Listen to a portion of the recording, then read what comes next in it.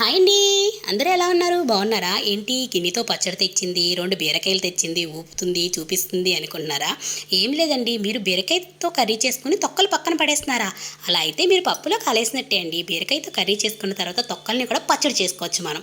ఆ పచ్చడి బీరకాయ కర్రీ కన్నా టేస్ట్ సూపర్ ఉంటుందండి. అది ఎలా తయారు చేసుకోవాలో మీకు చూపిస్తానండి.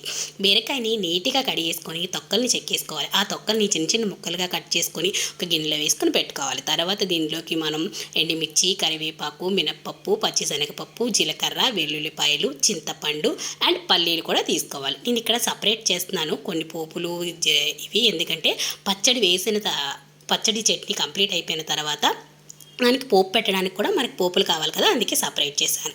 ఇప్పుడు స్టవ్ ఆన్ చేసుకొని ప్యాన్ పెట్టుకొని ప్యాన్లో ఆయిల్ వేసుకోవాలి. ఆయిల్ హీట్ అయిన తర్వాత ఆయిల్లో మనం పల్లీలు ఫ్రై చేసుకోవాలి.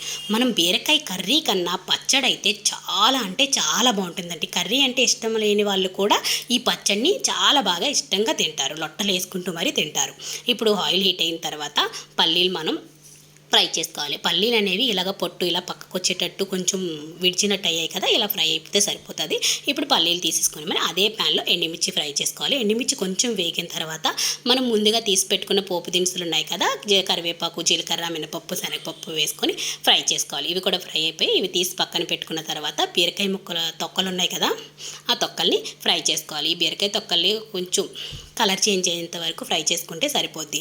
ఇప్పుడు దీన్ని మిక్సీ గిన్నెలో వేసేసి మనం ఫ్రై చేసుకున్నవన్నీ మిక్సీ గిన్నెలో వేసేసి కొంచెం సాల్ట్ వేసుకొని ఒక్క స్పూన్ షుగర్ వేసుకోవాలి. షుగర్ వేసుకున్న తర్వాత చింతపండు ఉంది కదా, దాన్ని కొంచెం మెత్తగా పిసికేసి అందులో వేసుకొని మిక్సీ పట్ట తీసేసుకుంటే పచ్చడి రెడీ అయిపోయింది. ఇప్పుడు పచ్చడిని మనం పోపు వేసేసుకోవడమే. ఆల్రెడీ మనం ముందు తీసి పెట్టుకున్న పోపులు ఉన్నాయి కదా, ఆ పోపుని కొంచెం ఫ్రై చేసేసుకొని ఈ పచ్చడి అందులో వేసుకొని 1 మినిట్ ఫ్రై చేయాలి. ఇలా ఫ్రై చేయడం వల్ల ఏమన్నా పచ్చి వాసన ఉంటే అది రాకుండా సూపర్ అంటే సూపర్గా పచ్చడి వచ్చేస్తుంది. చూడండి, పచ్చడి అయితే ఎంత బాగా రెడీ అయిపోయిందో. మీకు కూడా ఈ వీడియో నచ్చినట్టయితే వీడియో లైక్ చేయండి, షేర్ చేయండి, కామెంట్ చేయండి అండ్ మా ఛానల్ని సబ్స్క్రైబ్ చేసుకోండి. ఈ పచ్చడి మీరు కూడా ఒకసారి ఇంట్లో ట్రై చేసి ఎలా వచ్చిందో నాకు చెప్పండి. టేస్ట్ అయితే సూపర్ అంటే సూపర్ ఉంటుందండి. Bye bye. మళ్ళీ నెక్స్ట్ వీడియోలో మళ్ళీ కలుద్దాం.